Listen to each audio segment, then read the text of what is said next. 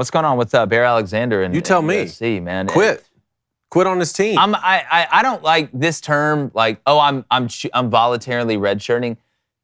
I guess technically you can say that you're quitting on your team. Like, you're quitting on your team. And this is a USC team that still has a chance to make the playoff. That still has a chance to, all their goals are in front of them. You lost to Michigan on the road. You're going to have chances, and you don't even have to win the conference to get in. USC is a big enough brand where if they go 10-2, they're probably going to be in the Big Ten. So you go back to what we saw yesterday with Sluka and UNLV, and I know that they're different situations, but these are both teams that are contending. And I don't think it would be right if you were, Minnesota Tech of the rambunctious and deaf. Like, this is just, it's your life. I mean, do what you want to do. But this is a guy that almost transferred in the spring to Texas, is what a lot of people thought. He went to, I think, 4 different high schools or whatever it was, but we watched Dylan Raiola, and he obviously doesn't have a problem. David, this to me is shocking. Like, not shocking to the point like I didn't expect to see this happen, but you're at USC? You're a big-time player at USC? You guys are still in playoff contention?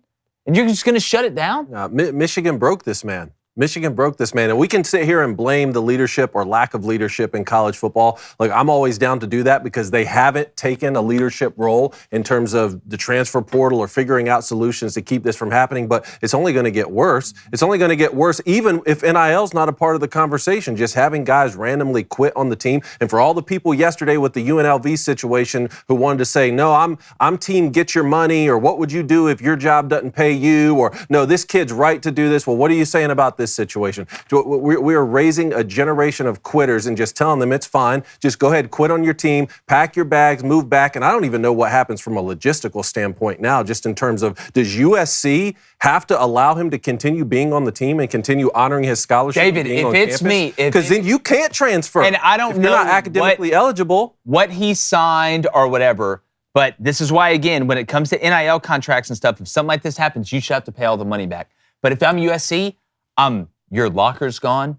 You will get no help resource-wise academically. Anything that we give our players that helps give them an advantage in anything, you get none of it. The part I don't understand, that I said yesterday when we opened the show, Blaine, is that there is no fear of what your teammates think anymore. No. There's none. I would have been, and I'm not saying people should get beat up in the locker room. That's not what I'm saying. I just don't, for the life of me, understand how, especially in a sport like football, where you have to put in so much work with these other guys. If you weren't playing and you were a 4th string guy, like the running back from UNLV yesterday, he's a 3rd, 4th string guy. I can kind of understand, hey, I'm not good. That's why a lot of guys have transferred before. I think that's an actual, somewhat of an honorable thing, because guess what all the guys in the locker room know? You're the 4th string guy. You want to go play. Guys, I want to go play. I want an opportunity to go play. I may have to go down a level or whatever, but I want to go play. This is a starter. This is somebody that they're counting on. This is supposed to be a guy that when you look at USC is one of the 3 or 4 you point at and say, this is the reason why we're going to have success. The fear of what your teammates think, I would be scared to death to do something like this, not because of a physical repercussion, but how I would be viewed by my peers. And I don't get it. It's one, like, we need to realize that college football is a pay-to-play league now. It's basically what it is. We open this box, and this is what we're living with. 2, and is anybody surprised by this with Bear Alexander? I mean, just go look at the guy where he's been the last 7 years. It's a different team going back to high school.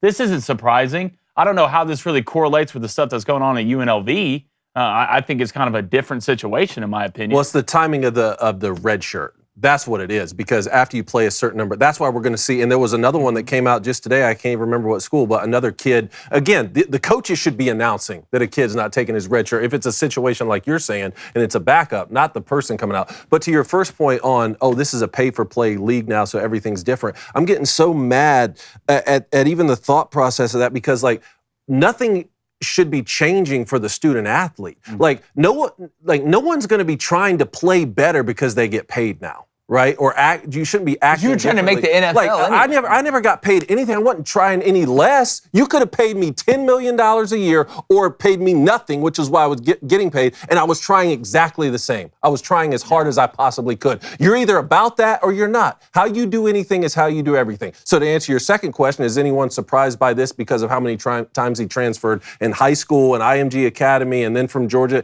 No, not really. But the good thing is good. You know what? If you don't want to play college football doesn't want you. Get out. Yeah, and There's I agree. plenty of guys who do want to play. But we There's opened plenty this of guys box. who would be We great opened for this the box. band. And Get out. We opened this Go box. home. But guys, here's the saddest part of all this.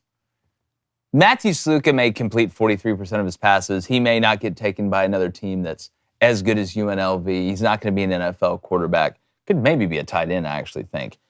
But somebody's going to take Bear Alexander. Yeah, they will. Somebody good's going to take him because they need him, whether that's Texas that's already rolling, that wants another big-time DL that says, you know what, you're going to come in here and absorb all our culture.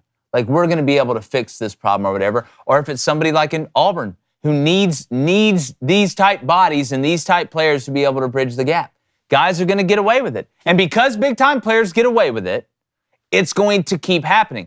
But I go back to, your team is in contention, dog. You play at USC, one of the biggest brands in college athletics. Home of Reggie Bush, Matt Leinart. I can go all the way back with USC.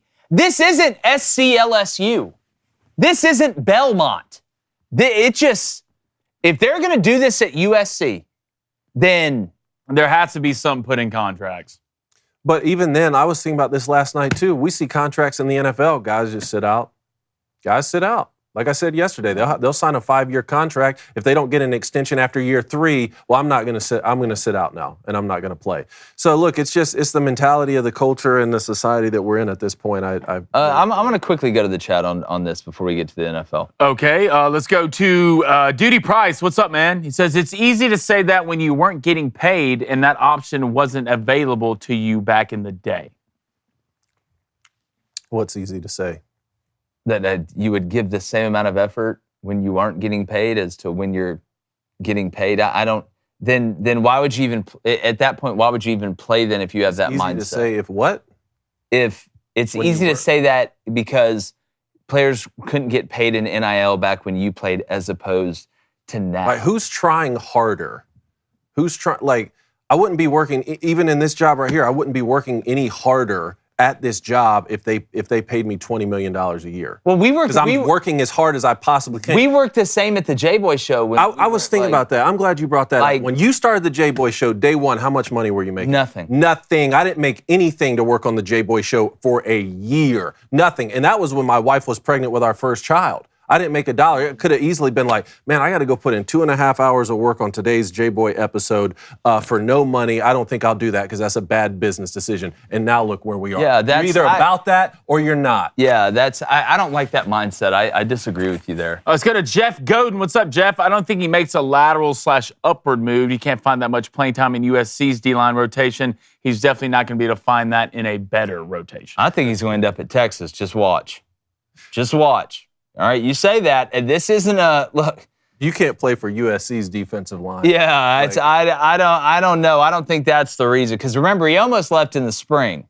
Don't forget that as well. And then remember, Lincoln Riley's like, there's not a story here or whatever. All right, last one. Let's go to Miserable Trojan. He says, Bear has always been a drama queen. Wasn't getting playing time because he wasn't the best D lineman on the roster. Good riddance. Adios, buddy. Good luck. Well, if that's the reason, if that is fully the reason, then maybe it is addition by subtraction for USC. Man, I think you're better off. If somebody wants to quit, get your ass out of here. We used to tell guys back in the day, well, if you don't like it, here's what we'll do. We'll call your mama. We'll tell her you don't have a scholarship here anymore. We'll get your stuff, and we'll put it out in front of the field house, and she can come pick you up. But here's a real question. If that's what they do, right? Like if your scholarship is no longer guaranteed at USC, and you can't enter the transfer portal right now because it's not open in the middle of the season, how can you be academically eligible to transfer? You can't even finish your academics. Well, I don't think it's something where you could pull, the scholarship money right away. It would probably be going into that next semester or something if, let's say, you didn't wind up anywhere in the transfer portal and you wanted to come back. I mean, my thing would be like, all right, well, your scholarship that you signed like goes through this point. Okay, you can officially enter the transfer portal at this point. Please do not take up time in our study hall. Do not ask us for resources, anything. You are on your own now. You are technically still on scholarship. You will count against scholarship. You're not going to have to pay for your school for the rest of the semester. But by the time this semester ends, and while this semester is going on, please do not ask us. You are not allowed back in the football facility. You cannot use our weight room. You cannot do this. You cannot do that. I mean, that's not petty. You quit on me. I quit on you. Well, this is the game you play when you get guys out of the transfer portal. This is like the transfer portal is basically mercenaries for hire. Yeah, that's what we've been saying. It's guys whose loyalty can be bought. But to Jake's point, they're still in contention.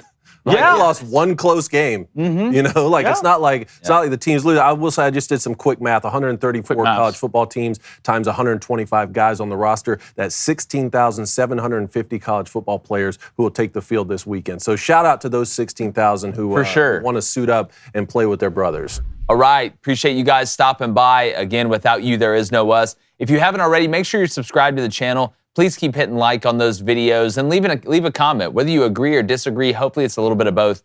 That's what makes this fun and not boring.